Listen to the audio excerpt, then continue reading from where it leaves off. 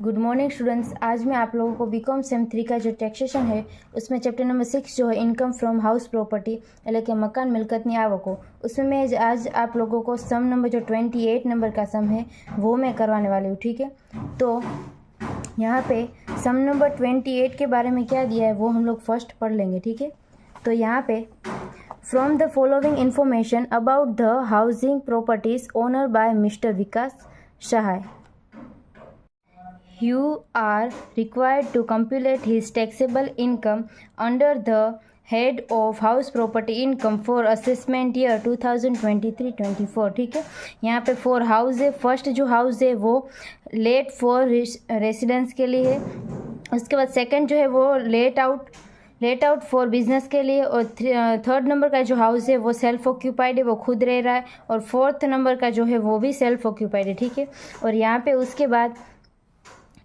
यहाँ पे N particulars दिया है। ठीक है, तो यहाँ पे हम लोग सम स्टार्ट कर देंगे और उसके बाद पर्टिकुलर्स पढ़ते जाएंगे और यहाँ पे हम लोग सम करते जाएंगे। ठीक है, गुजराती में है, नीचे आपेला श्री विकास सहायना રહેઠાણના મકાનોની માહિતી ઉપરથી આકારણી વર્ષ 2023-24 માટે મકાન મિલકત આવકના શીર્ષક હેઠળની કરપાત્ર આવકની ગણતરી કરો।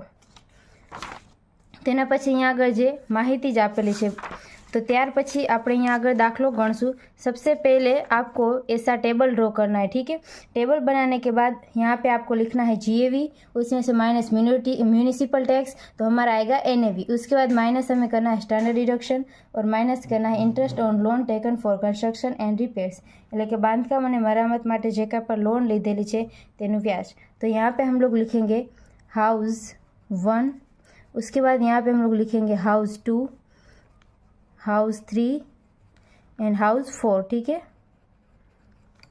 तो यहाँ पे फर्स्ट हम लोग कैलकुलेशन करेंगे जीएवी ऑफ हाउस 1। ठीक है, हाउस 1, तो यहाँ पे फर्स्ट हमें लिखना है म्यूनिसिपल वैल्यू एंड फेर वैल्यू, એટલે કે જે म्यूनिसिपल आकरणी છે તે અને वाजबी भाड़ू। ठीक है, तो अभी यहाँ पे हमें देखना है कि म्यूनिसिपल वैल्यू हमें यहाँ पे कितनी दी है।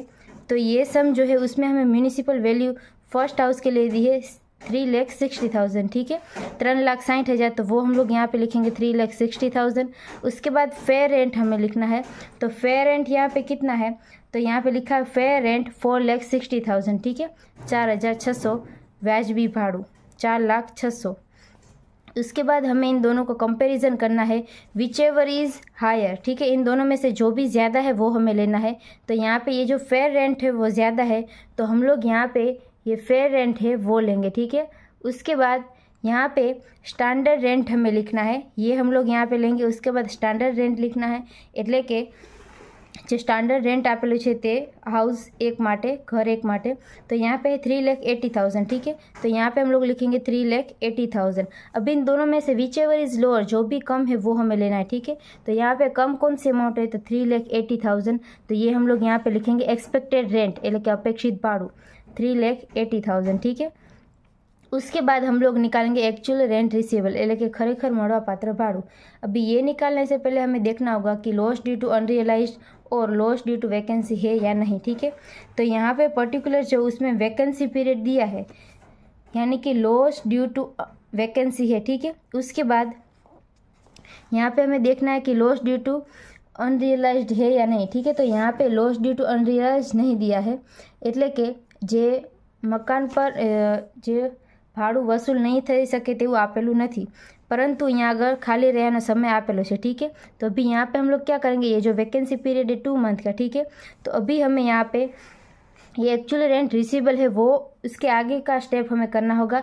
उसमें से हमें क्या करना होगा, ये एक्चुअल रेंट रिसीवेबल जो है उसमें से माइनस करना होगा लॉस ड्यू टू वैकेंसी, એટલે કે જેટલો ખાલી રહ્યાનો समय, उसमें से और माइनस करना होगा लॉस ड्यू टू अनरियलाइज। तो यहाँ पे लॉस ड्यू टू अनरियलाइज्ड है नहीं, तो यहाँ पे हम लोग कुछ भी नहीं लिखेंगे। तो अभी यहाँ पे हम लोग एक्चुअल रेंट रिसीवेबल लिखेंगे, तो वो हमारा कितना है, એટલે કે ખરેખર મળવાપાત્ર ભાડું। तो यहाँ पे दिया है कि of late of period only. ठीक है, तो ये जितने भी टाइम लेट ऑफ है, जितना भी टाइम भाड़े पे दिया है उतने टाइम का ही ये यहाँ पे रेंट दिया है। ठीक है, तो अभी यहाँ पे वैकेंसी पीरियड तो 2 मंथ का है, तो यानी कि ये 10 मंथ का हमें दिया है, तो हमें तो 12 मंथ का निकालना होगा। तो यहाँ पे हम लोग लिखेंगे कि 3,96,000 डिवाइड हमें 10 से करना है, तो यहाँ पे हमारा आंसर आएगा 39600, ठीक है। इनटू हमें 12 करना होगा, तो यहाँ पे जो हमारा आंसर आएगा वो हमें ईयरली मिलेगा। तो अभी यहाँ पे हम लोग 39600 इंटू 12 करेंगे तो हमारा आंसर आएगा 4,75,200, ठीक है। उसमें से हमें माइनस करना है लॉस ड्यू टू वैकेंसी, ठीक है। तो यहाँ पे 2 मंथ दिया है लॉस ड्यू टू वैकेंसी का, એટલે ખાલી રહ્યાનો સમય 2 મહિના આપેલું છે। तो यहाँ पे मंथली कितना था, तो मंथली तो हमने यहाँ पे ढूंढा था कि 39600 है, तो इंटू हम लोग 2 करेंगे तो आंसर आएगा 79200। अभी ये जो अमाउंट है उसमें से इसको हम लोग माइनस करेंगे, 4,75,200 माइनस हम लोग करेंगे 79200, ठीक है। तो यहाँ पे हमारा आंसर आएगा 3,96,000, ठीक है।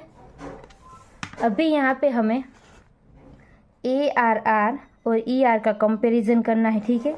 तो ARR हमारा 3,96,000 है और ER हमारे यहाँ पे 3,80,000 है। अगर ARR हमारा बड़ा है या इक्वल टू है ER से, એટલે કે જે ARR ખરેખર મળવાપાત્ર ભાડું અને અપેક્ષિત ભાડું, તો જે ખરેખર મળવાપાત્ર ભાડું જે છે તે વધારે હોય અપેક્ષિત ભાડાથી, તો આ જે રકમ હોય છે તે જ આપણે GAV લેવાની હોય, અને બંને બરાબર હોય તો પણ જે રકમ હોય તે GAV લેવાની, એટલે કે ગ્રોસ વાર્ષિક મૂલ્ય। परंतु जब भी यहाँ पे ER ज़्यादा होगा तो उसके आगे हमें ये जो स्टेप है वो करना होगा, ठीक है। मगर यहाँ पे हमारा ARR ऑलरेडी ज़्यादा है, तो इसको हम लोग क्या लेंगे, GAV, ठीक है।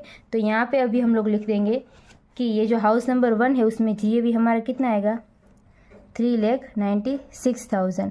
उसके बाद हमें माइनस करना है म्यूनिसिपल टैक्स, એટલે કે म्यूनिसिपल જે કરવેરા છે તે। तो अभी यहाँ पे हमें म्यूनिसिपल टैक्स दिया है paid by mister Vikas and municipal tax paid by tenant, એટલે કે ભાડુઆતે જે ચૂકવેલ છે વેરા તે, અને મિસ્ટર વિકાસ એટલે કે જે માલિકે ચૂકવેલા છે તે।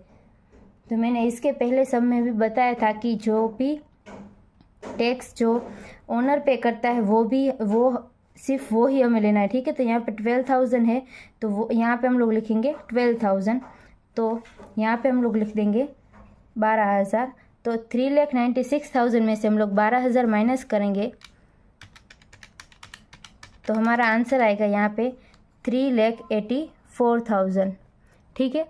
उसके बाद हमें करना है माइनस स्टैंडर्ड डिडक्शन, वो कितना होता है, तो 30% ऑफ NAV का 30% होता है, ठीक है। तो इसका हम लोग 30% निकालेंगे तो हमारा आंसर आएगा 115,200, ठीक है।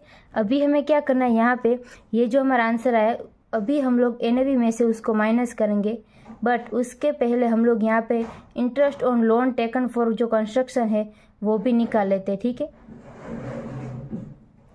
तो यहाँ पे दिया है कि रिपेयर्स एंड मेंटेनेंस, ठीक है। यहाँ पे ये दिया है रिपेयर्स एंड मेंटेनेंस का है, ठीक है। और इसके बाद यहाँ पे लिखा है year of completion of construction, એટલે કે काम पूરું થવાનો વર્ષો, ठीक है। तो यहाँ पे ये ईयर दिए गए हैं, उसके बाद लास्ट में है कैपिटलाइज्ड इंटरेस्ट, ठीक है। अभी यहाँ पे ये जो रिपेयर्स एंड मेंटेनेंस है तो ये तो एक्सपेंसिस है हमारा, ठीक है। और उसके बाद ये जो कैपिटलाइज इंटरेस्ट है, એટલે કે મૂડીકૃત વ્યાજ જે છે वो उसमें क्या प्रोविजंस है कि हमें 5 इयर्स तक 20% पे करना है, ठीक है। मगर यहाँ पे तो ईयर ऑफ कंप्लीशन कितना है, 2017 से 18 तक का, तो अभी हम लोग बना रहे 2023-24 का, ठीक है। तो यहाँ पे 5 साल ऑलरेडी ख़त्म हो चुके हैं, तो हम लोग ऐसा अज्यूम करेंगे कि 20% के हिसाब से हम लोगों ने इंटरेस्ट जो होता है वो पे कर दिया, ठीक है। तो यहाँ पे जो इंटरेस्ट है वहाँ पे कुछ भी नहीं आएगा, ठीक है। तो यहाँ पे हम लोग नील कर देंगे। अभी हम लोग ये जो 3,84,000 है उसमें से माइनस करेंगे 1,15,200, तो हमारा आंसर आएगा यहाँ पे 2,68,800, ठीक है। उसके बाद हम लोग यहाँ पे हाउस नंबर 2 जो है उसका GAV निकालेंगे, ठीक है। हम लोग लिख देंगे GAV ऑफ हाउस 2, ठीक है। तो यहाँ पे फिर से हमें करना होगा म्यूनिसिपल वैल्यू, इसका लिखना होगा, ठीक है। तो यहाँ पे हमें म्यूनिसिपल वैल्यू जो है वो हाउस के लिए कितना दिया है, तो म्यूनिसिपल वैल्यू 5,60,000, तो वो हम लोग यहाँ पे लिख देंगे 5,60,000, ठीक है। उसके बाद हमें लिखना है फेयर रेंट, ठीक है, એટલે કે वाजबी भाड़ू। तो यहाँ पे फेयर रेंट हमारा कितना है 6 लाख। अभी इन दोनों में से विच एवर इज़ हायर वो हमें लेना है, जो भी ज़्यादा है वो, ठीक है। तो यहाँ पे ज़्यादा हमारा 6 लाख है तो हम लोग 6 लाख लेंगे। उसके बाद हमें यहाँ पे स्टैंडर्ड रेंट लिखना है, ठीक है। तो स्टैंडर्ड रेंट हमें कितना दिया है 5,40,000, ठीक है। तो वो हम लोग यहाँ पे लिखेंगे 5,40,000। उसके बाद एक्सपेक्टेड रेंट हमें निकालना होगा। अभी एक्सपेक्टेड रेंट हमारा अपेक्षित भाड़ू हमारा कौन सा आएगा, अभी ये जो फेयर रेंट हमें जो विच एवर इज हायर लिया वो, और उसके बाद स्टैंडर्ड रेंट, इन दोनों में से जो भी कम होगा वो हमारा एक्सपेक्टेड रेंट होगा, એટલે કે अपेक्षित भाड़ू। तो यहाँ पे ये जो 5,40,000 है वो हमारा होगा एक्सपेक्टेड रेंट। उसके बाद हमें निकालना है एक्चुअल रेंट रिसीवेबल, ठीक है। उससे पहले आपको देखना होगा कि लॉस ड्यू टू अनरियलाइज्ड और लॉस ड्यू टू वैकेंसी है या नहीं, ठीक है। तो यहाँ पे वैकेंसी पीरियड दिया है, ठीक है, ये रहा 1 मंथ का दिया है। तो इसके आगे वाला हम लोग स्टेप करेंगे। तो इसमें से एक्चुअल रेंट रिसीवेबल जो है ईयर का, उसमें से माइनस हम लोग करेंगे लॉस ड्यू टू वैकेंसी, और लॉस ड्यू टू अनरियलाइज तो यहाँ पे इस सम में नहीं दिया है, ठीक है।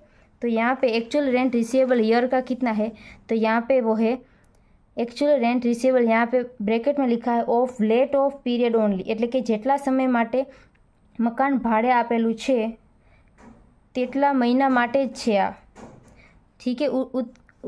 उतने टाइम के लिए यहाँ पे ये रेंट दिया है 6,60,000। तो यहाँ पे 1 मंथ वैकेंसी पीरियड है, तो टोटल यहाँ पे 11 मंथ का ही है 6,60,000, ठीक है। तो यहाँ पे अभी हम लोग लिखेंगे कि 6,60,000 डिवाइड हम लोग 11 से करेंगे, तो यहाँ पे हमारा आंसर आएगा 60,000, ठीक है। इंटू हम लोग 12 करेंगे, तो यहाँ पे हमारा आंसर आएगा 60,000 इंटू 12 करेंगे तो हमें मिलेगा 7,20,000, ठीक है। वो हम लोग यहाँ पे लिखेंगे 7,20,000।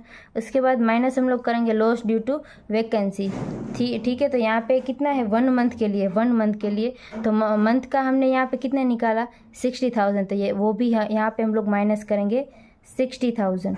तो यहाँ पे हमारा आंसर कितना आएगा, तो आंसर आएगा 6,60,000, ठीक है। तो अभी यहाँ पे हमें ARR और ER का કમ્પેરિઝન करना है। अगर ARR એટલે કે ખરેખર મળવાપાત્ર ભાડું જે છે તે વધારે હશે તો તેની જે રકમ હશે તે જ આપણે GAV લેશું। ER हमारा है 5,40,000, तो यहाँ पे ऑलरेडी हमारा ARR ज़्यादा है, ठीक है। तो ये जो अमाउंट है वो हम लोग यहाँ पे हाउस नंबर 2 में लिखेंगे GAV, ठीक है। हाउस नंबर 2 में GAV के सामने हम लोग लिखेंगे 6,60,000। उसके बाद माइनस हमें करना है म्यूनिसिपल टैक्स, ठीक है। तो यहाँ पे हमें म्यूनिसिपल टैक्स कितना दिया है, तो ये म्यूनिसिपल टैक्स यहाँ पे पेड बाय मिस्टर व्यास कितना है, सॉरी मिस्टर विकास 24,000, ठीक है। तो वो हम लोग यहाँ पे लिखेंगे 24,000। तो अभी यहाँ पे हमारा आंसर कितना आएगा, हम लोग यहाँ पे करेंगे कि 6,60,000 माइनस 24,000, ठीक है। तो यहाँ पे हमारा आंसर आएगा 6,36,000, ठीक है। उसके बाद यहाँ पे हमें माइनस स्टैंडर्ड डिडक्शन करना होगा, तो इनटू हम लोग 30% निकालेंगे तो आंसर आएगा 19,0800, ठीक है। उसके बाद माइनस हमें इंटरेस्ट करना है लोन का, ठीक है। तो यहाँ पे जो लोन है उसका इंटरेस्ट नहीं दिया मगर कैपिटलाइज्ड इंटरेस्ट दिया है, ठीक है, એટલે કે મૂડીકૃત વ્યાજ આપેલું છે। तो यहाँ पे फिर से हमें देखना होगा ये 2014-15 का, ठीक है। तो यहाँ पे हम लोग कौन से ईयर का बना है 2023-24 का, ठीक है। तो यहाँ तक 5 साल ऑलरेडी कंप्लीट हो चुके, ठीक है। तो हम लोग इसका कोई भी इंटरेस्ट नहीं यहाँ पे नहीं लेंगे, ठीक है। तो यहाँ पे नील आएगा। उसके बाद हम लोग 6,36,000 में से माइनस हम लोग करेंगे 19,0800, तो यहाँ पे हमारा आंसर आएगा 4,45,200, ठीक है। ये हाउस नंबर 2 के लिए। अभी हम लोग नेक्स्ट करेंगे GAV ऑफ हाउस नंबर 3। अभी यहाँ पे हम लोग हाउस नंबर 3 का देखते हैं, तो ये जो हाउस नंबर 3 का हम लोग GAV नहीं निकालेंगे, क्यों, क्योंकि जब भी सेल्फ ऑक्यूपाइड के लिए है हाउस तो उसका NAV ही 0 आता है, तो GAV ऑलरेडी 0 आएगा, ठीक है। यहाँ पे ये जो हाउस नंबर 3 और 4 है सेल्फ ऑक्यूपाइड के लिए, ठीक है। तो यहाँ पे ये जो हमारा NAV है उसमें हम लोग नील कर देंगे, तो ये दोनों भी नील आएगा। और जब भी NAV हमारा नील आता है तो स्टैंडर्ड डिडक्शन भी नील आएगा। अभी हमें देखना है कि interest on taken for construction and repairs के लिए है या नहीं, ठीक है। तो यहाँ पे सिर्फ कैपिटलाइज्ड इंटरेस्ट दिया है, of loan taken for construction. ठीक है, तो अभी यहाँ पे ये हाउस नंबर 3 के लिए 2015 और 16 में लिया था। ठीक है, तो अभी तक तो 5 साल ख़त्म हो गया होगा। और ये जो हाउस नंबर 4 में जो है वो 2019-20 में लिया है, तो अभी 2023-24 का हम लोग काउंट करें तो अभी ये जो हाउस है हाउस नंबर 4 उसका 20% के 5 साल हिसाब से 5 साल ख़त्म नहीं हुआ है। ठीक है, तो अभी 1 साल का हम लोग 20% लेंगे, तो ये जो 3 लाख है उसका हम लोग 20% निकालेंगे। ठीक है, तो 3 लाख का 20% होता है 60,000। तो हाउस नंबर 3 में हम लोग कुछ भी नहीं लिखेंगे और यहाँ पे लिखेंगे 60,000। ठीक है, तो यहाँ पे कुछ भी नहीं आएगा और यहाँ पे कितना आएगा -60,000। ठीक है, अभी हमें यहाँ पे नोट करके लिखना है कि total income from house property of mister Vikas is, यहाँ पे आपको लिखना है कि 2,68,800 प्लस करना है 4,45,200 और उसके बाद यहाँ पे आप लोगों को माइनस करना होगा 60,000। ठीक है, तो हमारा आंसर कितना आएगा, तो 2,68,800 प्लस 4,45,200 और माइनस हमें करना होगा 60,000, तो यहाँ पे आंसर आएगा 6,54,000। ठीक है, अभी ये जो हमारा आंसर है 6,54,000 ये सम नंबर 28 का फाइनल आंसर होगा। ठीक है, I hope you understand and thank you all.